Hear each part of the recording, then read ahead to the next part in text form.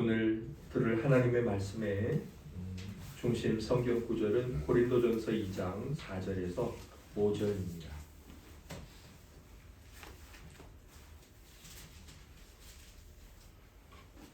신약성경 264페이지 되겠습니다. 고린도전서 2장 4절, 5절.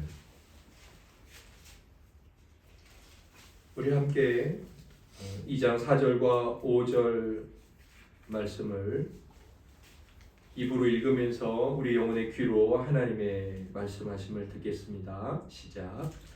내 말과 내 전도함이 설득력 있는 지혜의 말로 하지 아니하고 다만 성령의 나타나심과 능력으로 하여 너희 믿음이 사람의 지혜에 있지 아니하고 다만 하나님의 능력에 있게 하려 하였노라. 아멘. 하나님의 은혜를 구하면서 기도드리겠습니다.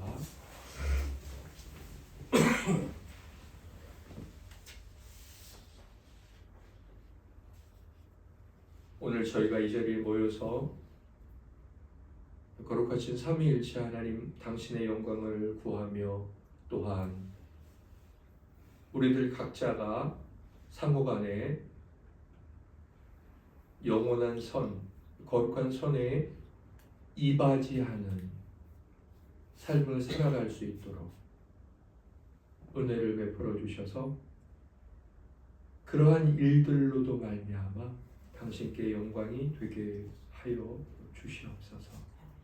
육신은 겉사람이 나이를 들어가는지 잘 성장하고 있는지 알 수 있는데 영혼은 드러나지 않고 또 헤아리기가 어렵습니다. 거룩하신 하나님, 우리가 이 어려운 일에 이바지할 수 있도록 지체를 위하여 기도하고 사랑하고 권면하고 돌아보고 그렇게 우리 영혼의 성숙과 성장에 생명력 있는 상호간의 염려를 할 수 있는 또 그 안에서 당신께서 주시는 거룩한 성숙이 있는 하나님께서 기뻐하시는 복된 공동체로 계속 잘 세워지게 하옵소서. 우리를 구원하신 예수님 이름으로 기도드립니다. 아멘.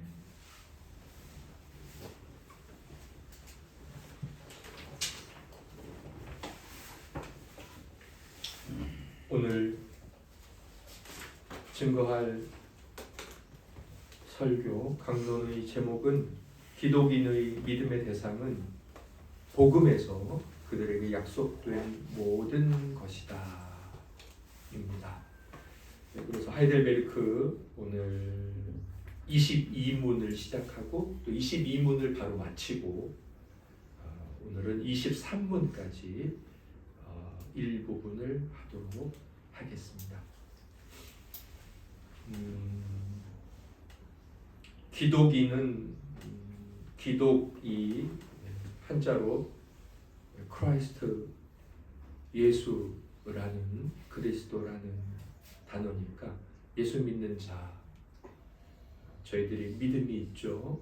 믿음은 무엇을 믿는지 그 내용과 대상이 있는데 그 대상은 복음, 그리고 그 복음 안에 기록된 모든 것이 내용이다.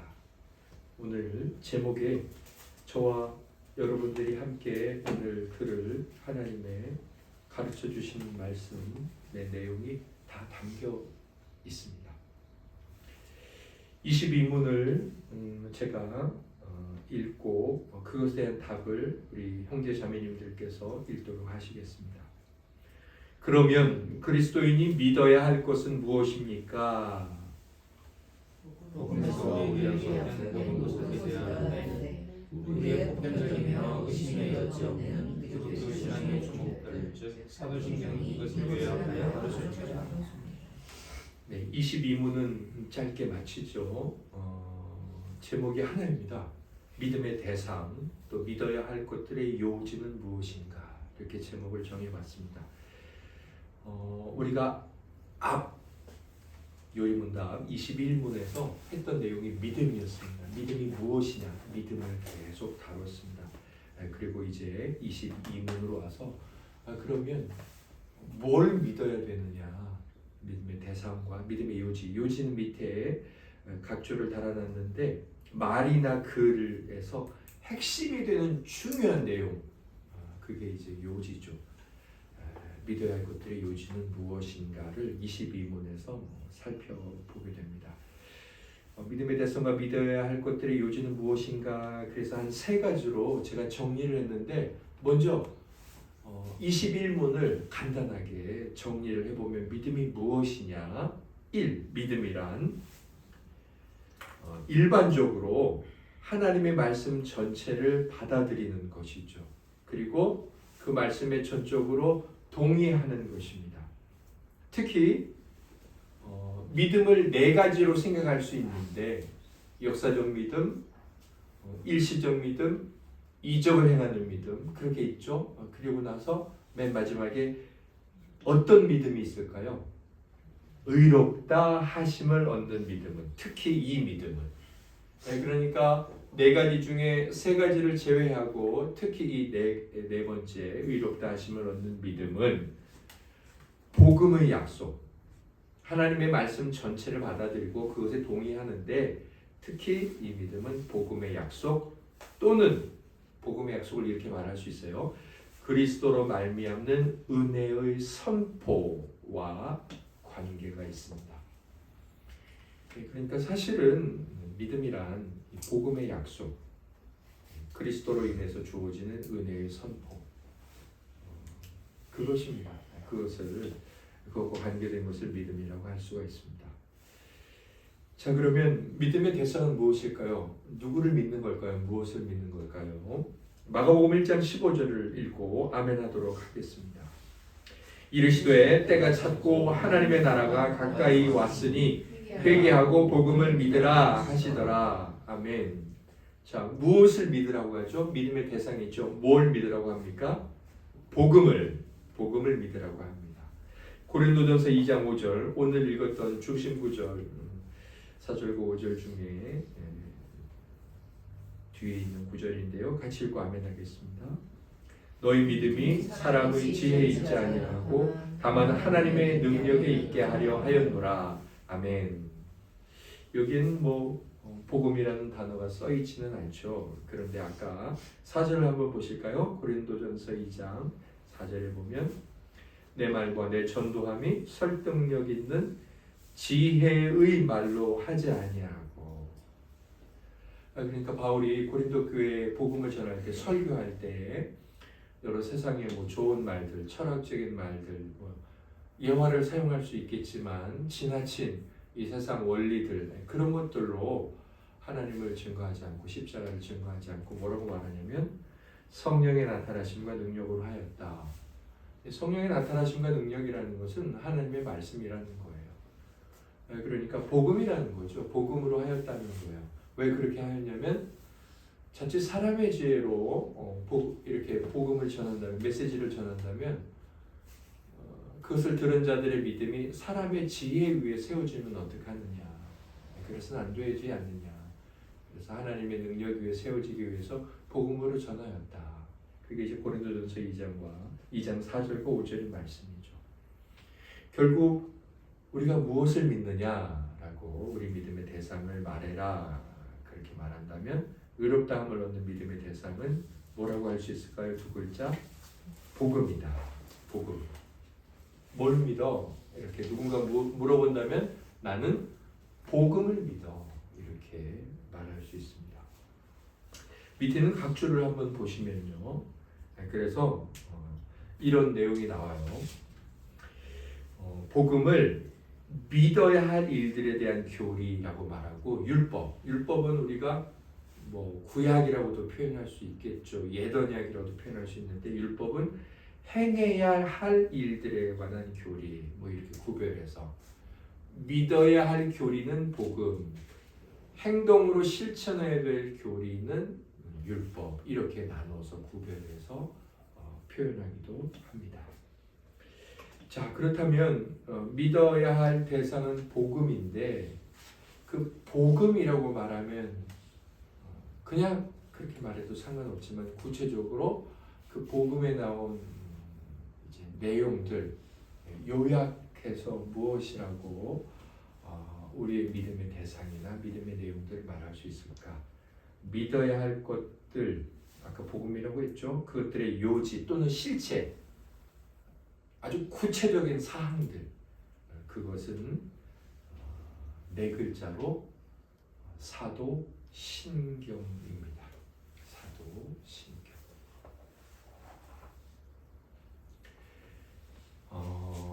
믿어야 할 것들의 요지는 사도신경에 잘 기록되어 있다. 하나님께서 우리에게 교회 역사에 주신 여러 신경들이 있습니다. 그리고 여러 규칙과 규범들이 있고 혹은 이런 교리 책들이 있을 수 있습니다. 그런데 그 많은 것들 가운데서 우리는 굳이 하나를 말한다면 사도신경에 다 기록되어 있다. 이렇게 말할 수 있다는 겁니다. 그렇게 22문 그러면 그리스도인이 믿어야 할 것은 무엇입니까? 복음에서 우리에게 약속된 모든 것을 믿어야 합니다. 믿음의 대상 그리고 보편적이면서 의심의 여지 없는 기독교 신앙의 조목들 사도신경이 이 복음의 내용을 구체적으로 요약해서 가르쳐 줍니다를 마쳤습니다. 자 그러면 23문에 당연히 22문에서 넘어가서 뭐가 나올까요? 사도신경이 나오겠죠. 그러면 사도신경은 도대체 어떤 내용으로 되어 있습니까? 그래서 이 사도신경에 관한 내용을 가르치는 것이 하이델베르크 내용이에요. 그래서 우리가 오늘도 사도신경을 했죠. 사도신경을 23문부터 시작해서 한 120문까지 한 100문을 계속해서 가르칩니다. 하이델베르크 요리문답의 한 반 정도 조금 안 되는 분량이 사도신경에 대한 해설입니다. 우리가 아무 생각 없이 때로는 나는 전능하사 천지를 만드신 하나님 아버지를 내가 믿사오며 뭐 그것을 암기해 왔죠. 어린 시절부터 암기해 왔습니다. 그런데 그 안에 있는 담겨 있는 내용들을 한마디로 말하면 복음이라는 거예요. 나는 그것을 믿는다라고 예배 시간에 고백해 왔던 겁니다. 자 그러면 이 긴 여정을 이제 우리 성도님들과 함께 해 가게 될 텐데 오늘 이제 시작이네요. 23문은 이렇게 되어 있습니다. 23문은 간단하게 이 조목들은 무엇입니까? 조목이라고 표현을 해요. 조항 뭐 이렇게 표현을 되고 그래서 사도신경의 조목들을 12가지로 나눠서 말할 수 있습니다. 한번 우리 해볼까요?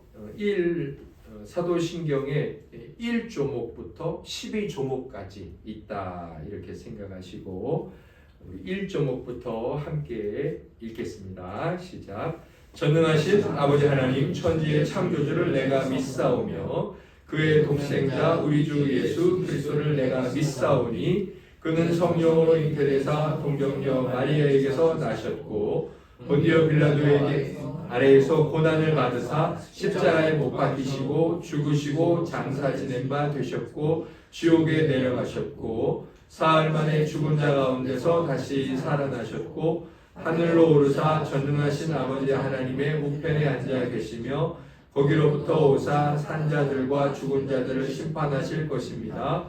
성령을 내가 믿사오며 거룩한 보편적 교회와 성도의 교제를 믿사오며 죄사함과 몸의 부활과 영생을 믿사옵나이다.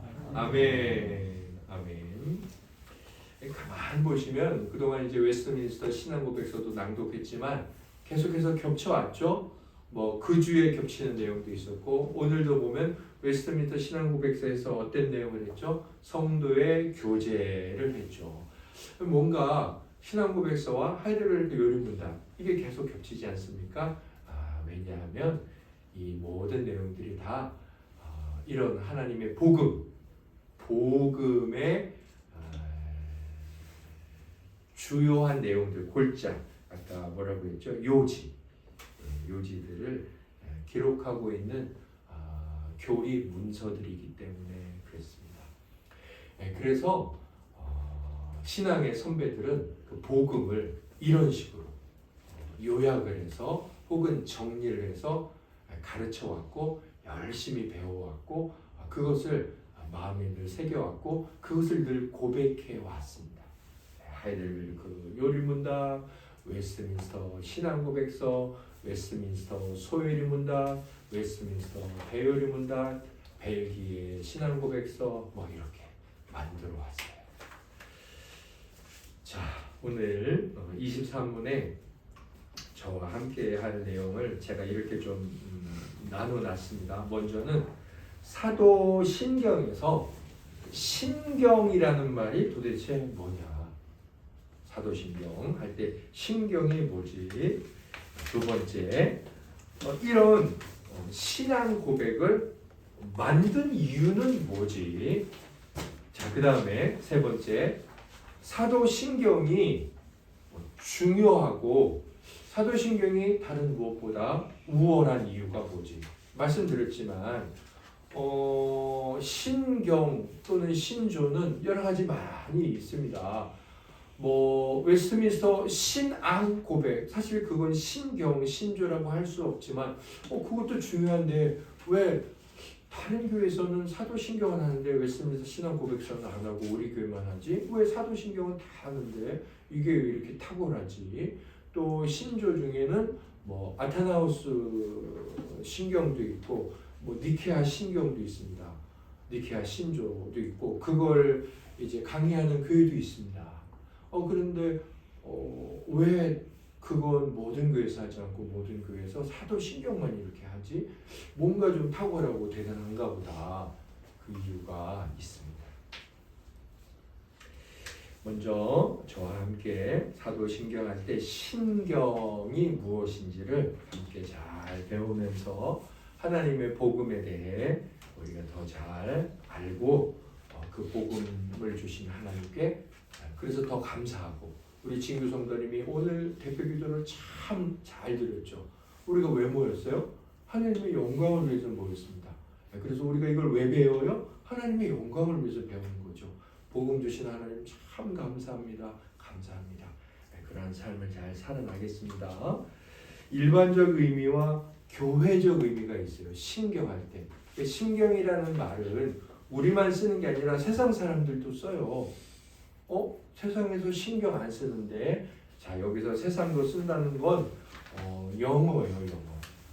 사도신경할 때 영어로 심볼이라는 단어를 쓰기도 하고 또 하나 creed라는 단어를 쓰기도 합니다. 제가 써놨죠.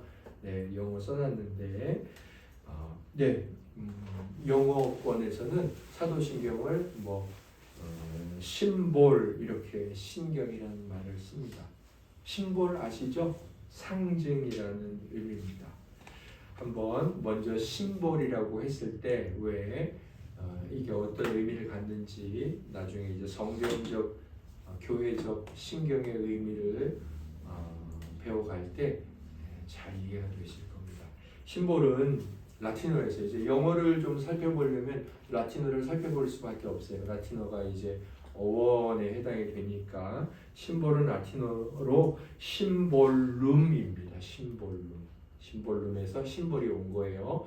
심볼룸은 하나의 이제 단어가 아니라 이게 이제 조합된 건데 영어에서 심이라고 되어 있으면 결합, 연합, 함께 뭐 이런 겁니다. 네, 어원을 따져서 이제 보케블러리를 하다 보면 그래서 라틴어에서도 함께라는 심과 발레인이라는 던지다 또는 맞추다. 네. 다트 던지죠. 맞추죠. 이 맞추다는 그렇게 맞추다는 의미도 있지만 조각을 맞추는 거예요. 그래서 퍼즐을 맞추다, 그림을 맞추다 그런 의미입니다. 짝을 맞추다. 신발 이제 한 켤레를 맞추다 그런 의미예요. 그래서 이 의미를 생각해 볼까요? 심볼룸, 심과 발레인이 합쳐졌으니까 뭡니까? 함께 뭐 던져서 하나로 맞추다 그런 의미가 심볼룸이에요. 그리고 그게 이제 심볼이라는 영어 단어의 원래 이제 어원입니다. 드라마를 보면 이제 옛날 드라마를 보면 어쩔 수 없이 이제 왕자가 평민으로 위장을 해서 갓난아기 때 이 속세로 나가서 키우다가 나중에 장성하게 돼서 정말 이 아이가 이 난을 피해서 숨어있던 왕자입니다. 그런 드러나는 경우가 간혹 있죠. 자, 그런데 그때 그 아이가 왕자라는 증거를 대보시오. 그때 그 아이가 뭘 꺼내죠? 자기 품에 품고 있던 옥새의 반쪽이나 그 임금의 중요하게 여기는 그 반쪽 조각을 딱 꺼내서 임금이 이리 가져와 봐라. 나랑 짝을 맞추자. 그게 바로 영어의 심볼이에요. 심볼. 부대 방패 마크, 저희는 창 마크 있죠. 그게 심볼 아닙니까? 어디 정말 네가 나와 같은 군인지 짝을 맞춰보자. 같은 편. 짝을 맞추는 게 심볼이에요. 그게 이제 심볼룸이고, 이 심볼룸은 실제 영화나 드라마나 소설에서 많이 등장하죠. 그렇게 함께 나눠진 짝을 맞춰봤는데, 맞네. 우리가 서로 한 가족이었네. 같은 편이었네. 그래서 그 상징이라는 영어의 어원이 거기에서 나왔습니다. 그러면 크리드, 이 크리드라는 영어로 사도신경할 때 심볼 말고 크리드라는 이 말도 쓰고 크리드를 많이 써요. 사도 상징보다는 사도신경 크리드라고 쓰는데 크리드는 라틴어 크레도에서 왔습니다. 크레도는 뭐냐면 말뜻 그대로 나는 믿는다. 크레도가 나는 믿는다. 앞에서 이제 12개 조목으로 되어 있는 사도신경을 우리가 쭉 읽었죠. 1조목을 보면 전능하신 하나님, 아버지 하나님, 천지의 창조주를 내가 믿사오며라고 되어 있는데 내가 믿습니다. 이게 바로 라틴어로 크레도죠. 영어로는 크리드. 그 2조목도 뒤가 어떻게 되어 있죠? 나는 믿습니다. 그런데 3조목부터 보면 믿습니다가 없어요. 8조목에는 있네요. 성령을 믿습니다. 9조목에도 믿습니다. 그런데 맨 마지막에 보면 영생을 믿사옵나이다 이렇게 되어 있죠.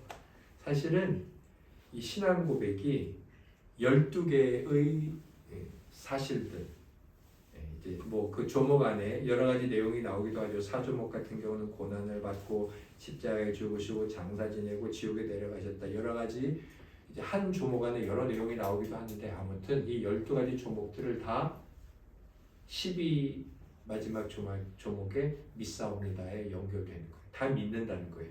1조목을 나는 믿습니다. 크레도 라틴어로. 2조목을 나는 믿습니다. 3조목을 믿습니다. 사실은 믿습니다가 없지만 나는 믿는다라고 다 고백하는 내용입니다. 그래서 사도신경을 라틴어로 크레도, 내가 믿는다라는 말에서 나온 크리드라는 영어 단어를 씁니다. 사도신경은 그래서 크리드라는 말로 영어권에서 많이 사용되죠. 이렇게 일반적으로 영어도 크리드 하면 믿는다 또는 나는 믿는다. 그래서 신경이라는 의미로 쓰고 아니면 심볼이라는 단어는 더더욱 많이 일반적으로 사용하죠. 그런데 이게 이제 교회적 의미로 오게 되면 교회적 의미로 이 신경, 심볼이나 교회에서 봤을 때 이 심볼과 크리드는 어떻게 우리에게 적용이 되느냐면 먼저 A. 요약된 형태의 기독교 신앙이다. 교회로 봤을 땐 요약된 형태의 기독교 신앙입니다. 요약된 복음이죠. 교회와 그 회원들을 온갖 다양한 이단들과 구별해주는 간결하게 요약된 형태. 요약해 놓은 거예요. 복음을 요약해 놓은 것입니다. 성경에 나온 그리스도로 말미암는 우리에게 계시된 은혜를 요약하면 뭐냐? 사도신경이다. 그렇게 말할 수 있습니다. 아까 심볼룸은 이제 너와 내가 정말 같은 편이고 우리가 아군이냐를 상징하는 거였잖아요. 초대교회에 교회가 점점 많아지고 예수 믿는 자들이 많아졌습니다. 동시에 이단들도 많아졌어요. 그런데 어떤 사람이 이 교회에 다니고 싶었어요. 자, 그때 어떻게 그 사람이 우리와 같이 하나님을 믿는 사람이라고 인정해 줄 수 있느냐? 어디 표시 한번 내봐. 너 상징이 있어. 그랬을 때 나는 전능하신 하나님 아버지 천지의 창조주를 믿습니다. 라고 교회 안에 있는 사람들이 고백하면 그 사람이 그것을 받아서 그의 독생자 우리 주 예수 그리스도를 내가 믿사오니 반쪽을 딱 내밀면 사도신경이 완전히 하나가 되겠죠. 그래서 너는 우리 편이구나 그렇게 들어오게 해주는 상징이었다는 것입니다. 두 번째로 교회적 의미로 이 신경의 의미는 모든 정통 그리스도인들이 동의하고 받아들이는 신앙의 특정한 형식, 특별한 형식 또는 규칙입니다. 세 번째로 초신자들이 처음 예수 믿는 자들이 믿고 고백해야 할 누구의 가르침일까요? 사도들의 가르침입니다. 그래서 사도적 신조다. 그러니까 예수 그리스도로 말미암아 예수 그리스도의 제자들, 그렇게 그리스도와 제자들과 그렇게 이어져 내려온 역사적 전통이 있는 신조다입니다. 아까 말씀드렸지만 니케아 신조도 있습니다.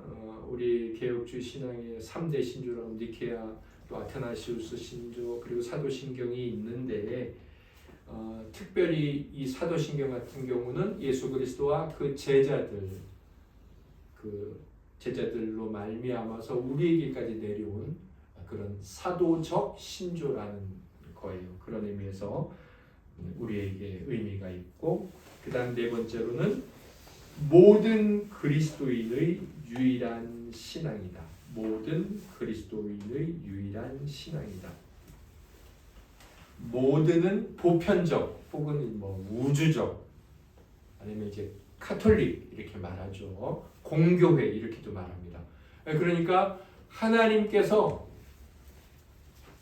이 땅의 지역으로 보면 노원교회, 온천미루교회 나눠져 있지만 하나님께서 인정하시는 그 참된 교회를 그렇게 말을 해요. 보편적 교회, 이렇게 우주적 교회 그렇게 말하는데 그 교회 성도들의 유일한 신앙이라는 거예요.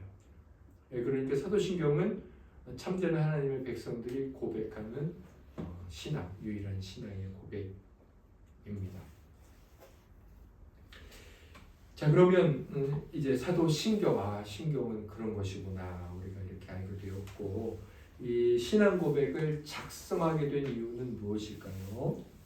이제 특별히 간결하게 복음을 그냥 성경에 있는 내용으로 설교를 들어도 되고 그렇게 성경을 펼쳐놓고 배워도 되지만 이렇게 간결한 하나의 문서로 작성하게 된 이유는 뭐냐면, 첫째로 장년들은 물론 이제 어른 성도들이죠. 젊은이들로 하여금, 어린 성도들로 하여금 기독교 신앙의 주요 요점들을 기억할 수 있도록 하기 위해서입니다. 기억할 수 있도록 하기 위해서입니다. 너무 중요하죠.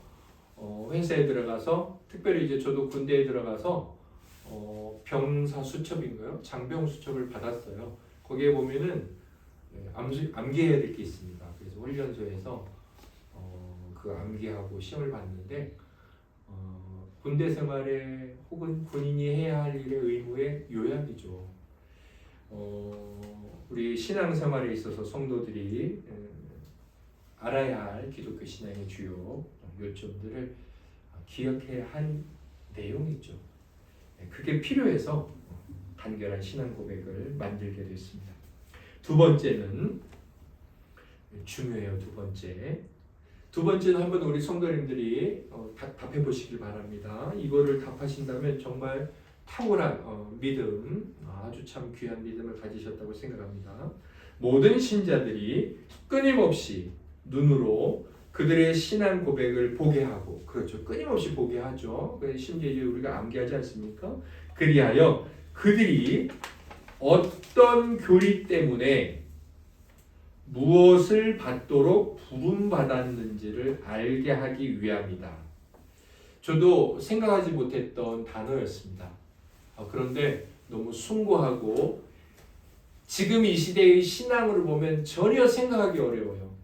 그러나 정말로 그렇구나라고 우리가 고백할 수밖에 없는 아주 은혜롭고 아주 안전한 그런 표현인데, 두 글자 뭘까요?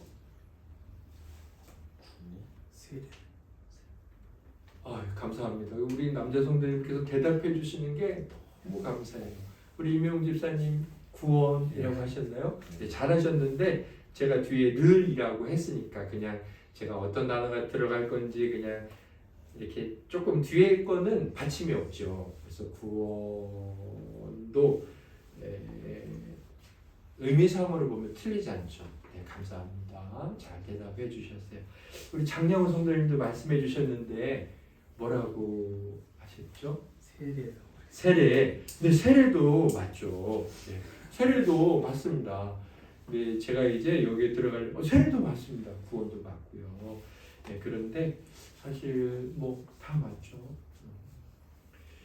저도 요리문당 요 하이델베르크 신앙고백서에서 참 이게 이제 신앙의 믿음의 선배들 초창기의 모습이고 지금 이 시대에도 간간히 있었던 이것이 만들어질 당시의 역사적 상황이 들어가 있어요. 그런데 저는 이게 우리 신앙의 근본적 모습을 생각할 때 이 표현이 맞다고 생각해요. 그 의미상으로. 정은혜 집사님 그냥 머릿속에 생각하고 계신 걸 말씀하세요. 네. 순교를 저는 진짜 이걸 99점 드리고 싶어요. 맞은 거라고 해야 돼요. 이게 박해를 너무 아름답지 않습니까? 그러니까 사실 사도신경은 이 죽음이라는 것을 각오하고 살았던 성도님들께서 내가 저 종목 때문에 죽는구나. 사실 사도신경을 암송하고 뭐 잘난 척을 하고 세상을 잘 살아고 신앙으로 성공해야지가 아니라 내가 왜 죽지? 내가 왜 죽어야 돼? 난 저걸 믿기 때문이지. 저걸 믿는 거야. 그리스도께서 오셨다는 거, 부활하셨다는 거. 그래서 잡고 끌려 들어가서 사실은 불신앙의 시대나 로마 황제 시대 때도 이게 해당이 돼요. 그리고 개혁주의 시대 교회 때도 이게 해당이 돼요.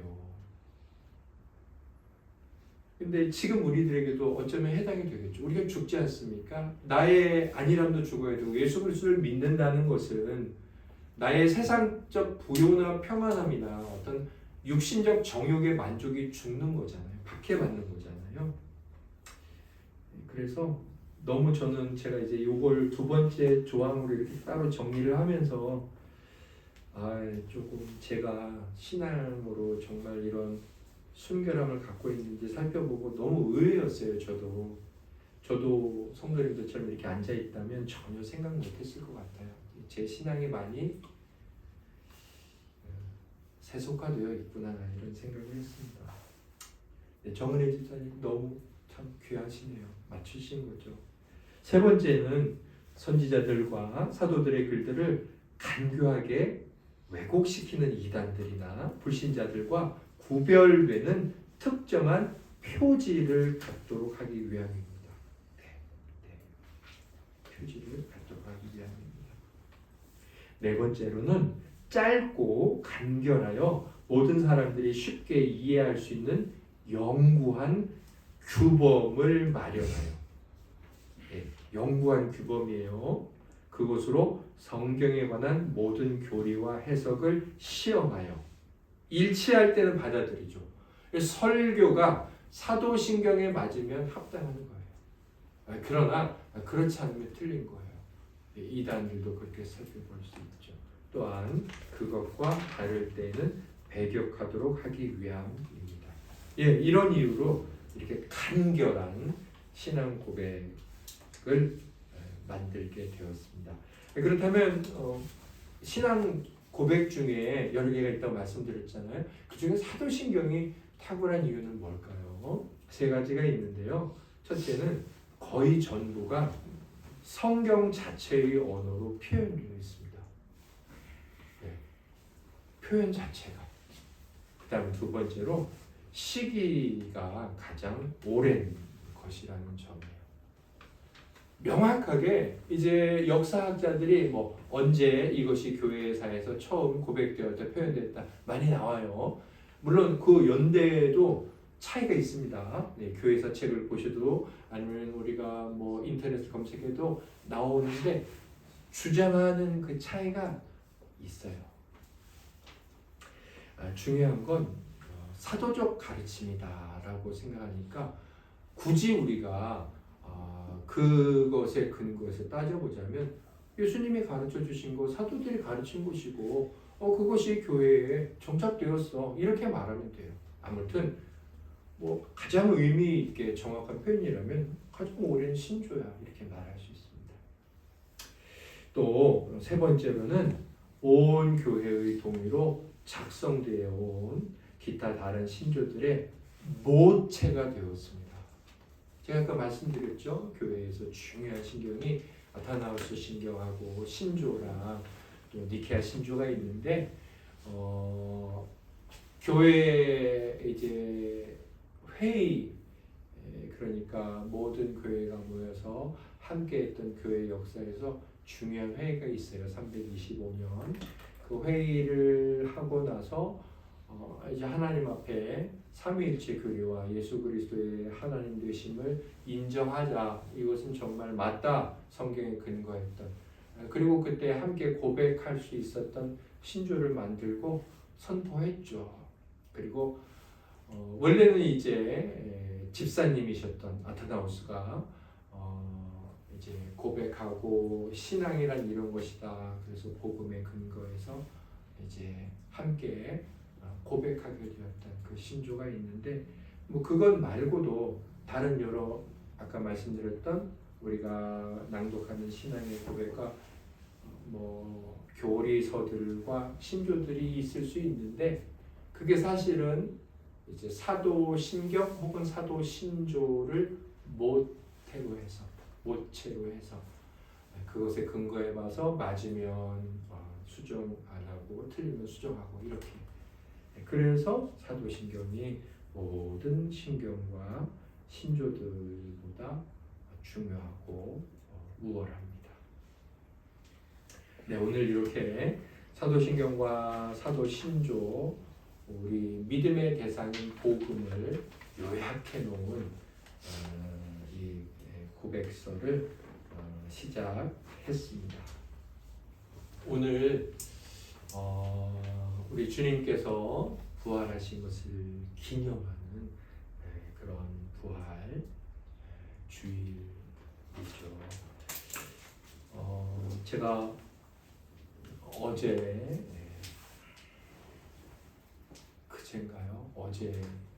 우리가 읽고 있는 맥신 성경일기표의 말씀을 보면서 주님의 부활에 대하여 제 자신을 살펴볼 수 있는 구절이 있었고 그걸 마지막으로 우리 성도님들과 함께 은혜를 나누고 하나님 앞에서 부활절 또는 매주 부활 기념일을 지내고 있는 저희들을 살펴보며 또 결단도 하려고 합니다. 데살로니가전서 1장 말씀들을 읽으셨죠. 데살로니가 지역의 교회들에게 바울 사도께서 권면하시는 성령의 권면을 전하시면서 이런 말씀을 하십니다. 1장 10절 우리 같이 읽고 아멘 하겠습니다. 또 죽은 자들 가운데서 다시 살리신 그의 아들이 하늘로부터 강림하실 것을 너희가 어떻게 기다리는지를 말하니 이는 장래의 노하심에서 우리를 건지시는 예수시니라. 아멘. 죽은 자들 가운데서 다시 살리신, 이건 이제 있었던 일 아닙니까? 예수 그리스도께서 그때 부활하셨죠. 그리고 그 예수 그리스도께서는 다시 강림하신다 그러셨어요. 다시 오신다 그랬습니다. 그분이 다시 오시게 되었을 때 우리는 어떤 자들이냐라고 이 표현이 저에게 처음에 참 좋았습니다. 뭐라고 되어 있냐면 장래의 노하심에서 건진받은 자. 여기서 장래의 노하심 요런 표현이 이 올해 일독을 할 때 제가 참 새로운 생각을 갖게 했습니다. 장래의 노하심. 제가 익숙하기로는 하나님의 불심판, 여러 가지 마지막 심판, 많이 표현할 수 있는데 장래의 노하심이구나. 그러니까 앞으로 있게 될 하나님의 진노하심. 여러분 하나님의 이 화내심은 그냥 생각하시면 안 되고 일단 그걸 느끼려면 하나님이 어떤 분인지 아셔야 돼요. 하나님은 영원하신 분 아닙니까? 그러니까 그분의 진노는 영원한 거죠. 우리가 생각할 수 없는. 아무튼 성도란 그런 거구나. 나는 앞으로 있게 될 그 어마어마한 진노 거기서 건진받았구나. 또 우리 주님께서 다시 오셔서 나를 그 경험을 하게 하시겠구나 이런 생각을 했습니다. 그게 성도구나.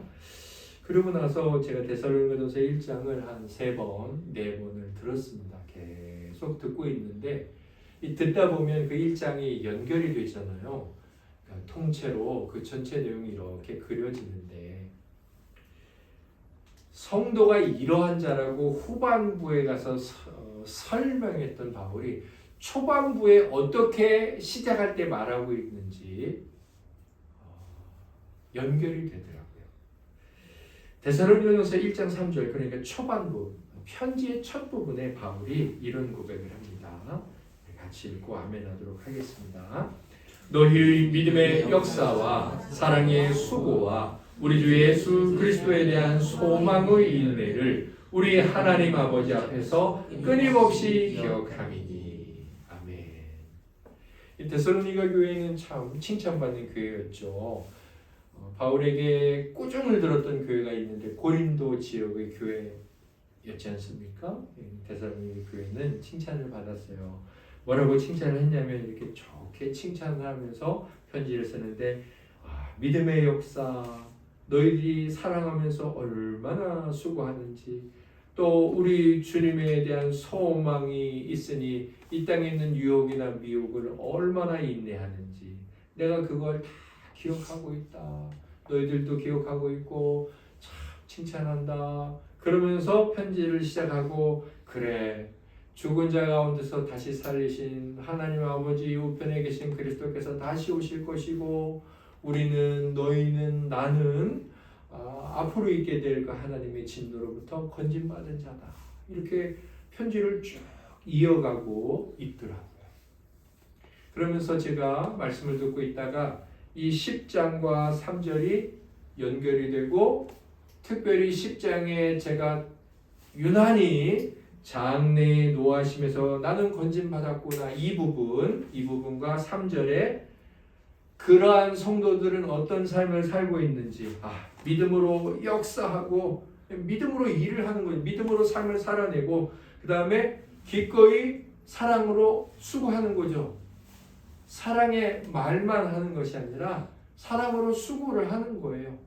그 다음에 예수 그리스도에 대한 소망이 인내로 결실을 맺는 거죠. 그러니까 믿음이나 사랑이나 소망이 공허한 외침이나 그냥 개념이나 지식이나 생각이 아니라 교리 그것으로 끝나는 것이 아니라 실제로 역사를 하고 일을 하고 수고를 하고 애를 쓰고 인내를 참아내는 우리 삶의 모습으로 드러나는 것. 그게 장래의 노하심에서 건진받은 자들이 살아가고 있는 그 삶의 모습이구나라고 그려졌어요. 그리고 부활주일에 적용하면 부활의 소망이 있는 내가, 부활을 기다리는 내가 이러한 삶을 살아내고 있는 것이구나. 내가 살아가는 삶은 믿음으로 사는 삶이고 또 사랑을 실제로 행하느라고 열심히 땀 흘리겠죠. 수고하는 사람은 땀 흘리지 않습니까? 그 다음에 소망하는 사람은 인내하는 사람일 테고. 아, 그렇구나 싶었습니다. 내가 부활을 가지고 있다는 건 부활을 믿어에서 그치지 않고 이런 역사와 수고와 인내가 있구나 싶었습니다. 그리고 나서 중간에 6절의 한 부분이 정리를 해줬습니다. 같이 읽을까요? 또 너희는 많은 환난 가운데서 성령의 기쁨으로 말씀을 받아 우리의 주를 본받은 자가 되었으니. 아멘. 그리고 그러한 삶은 주님을 본받는 삶이라고 할 수 있구나 싶었습니다. 부활주의를 기념하고 부활을 소망하고 일주일에 한 번 부활을 기념하는 날 하나님을 예배한다는 것은 이런 믿음의 역사, 사랑의 수고, 소망의 인내가 있는 삶, 간단히 말해 그리스도를 본받는 삶을 살아가는 자의 기쁨이고 그러한 자가 감격하여 기념하고 예배하는 것이구나 라고 생각하며 저도 그렇게 하나님 제가 부활을 믿습니다. 그러면 제가 그런 삶을 살아내야죠. 이렇게 결단을 했거든요.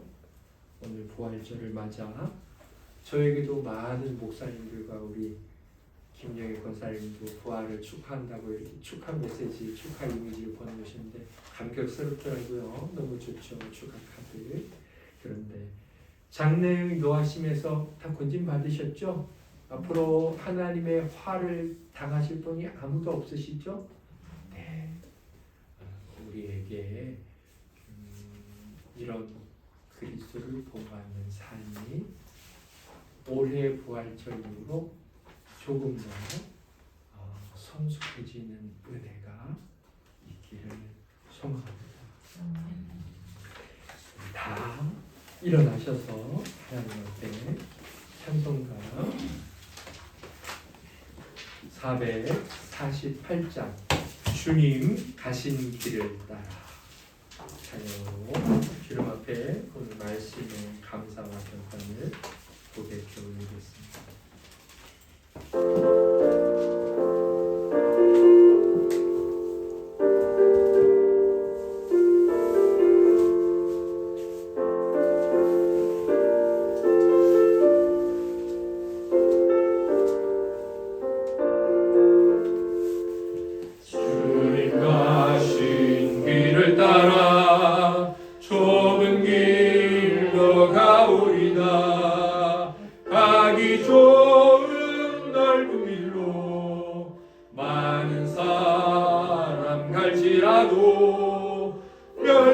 멸망으로 가는 길을 나는 가지 아니하고 주님 가신 영생의 길 좁은 길로 가오리다.